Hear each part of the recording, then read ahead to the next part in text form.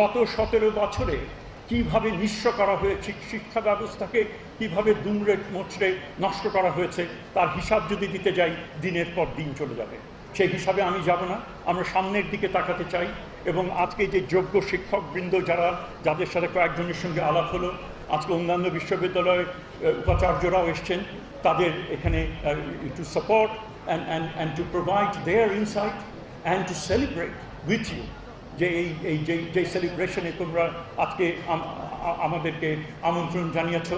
আমরা মনে করি দিস ইজ সার্টেন, এটা খালি নোয়াখালী এই বিশ্ববিদ্যালয়ের এটা সেলিব্রেশন না, এটা পুরো সকলেরই এটা একটা সেলিব্রেশনের বিষয়। এবং মেধাকে যদি আমরা নার্চার করতে পারি, মেধাকে যদি আমরা লালন করতে পারি এবং তাকে যদি স্বীকৃতি দিতে পারি, এই নতুন বাংলাদেশের যে সামনের দিকে যে যাত্রা, সেই যাত্রাকে কেউ ঠেকাতে পারবে না।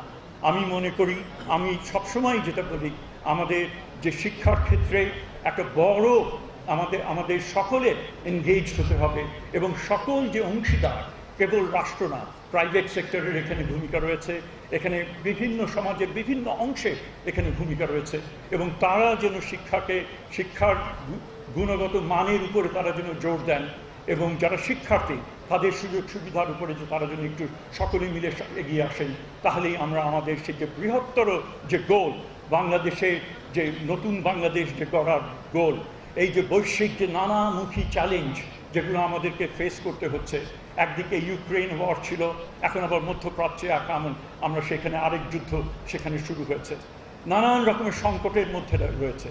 এই ধরনের একটা অস্থির বিশ্বে আমাদের অবশ্যই তারপরেও আমাদেরকে এগিয়ে যেতে হবে এবং এই ক্ষেত্রে শিক্ষার কিন্তু কোনো বিকল্প নেই।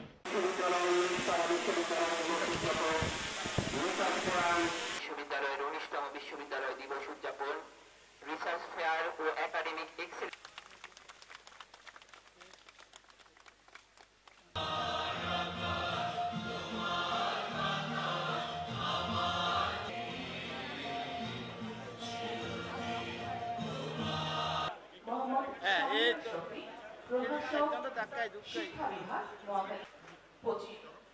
ইংরেজি 23 জুন 2025 খ্রিস্টের সময়।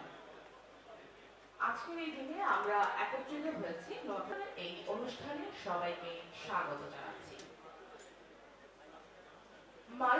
আপনারা এখানে থাকবেন এবং সাংবাদিক ভাইয়েরা আপনাদের জন্য খাবারের ব্যবস্থা এখানেই করা হয়েছে করবার জন্য।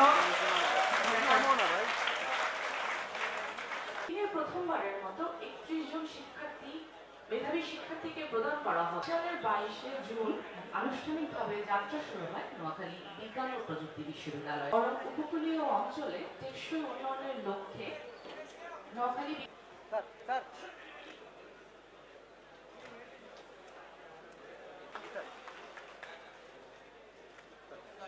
অনুমোদনের জন্য আমরা মন্ত্রণালয়ে প্রেরণ করব এবং আশা করছি যে আমাদের জন্য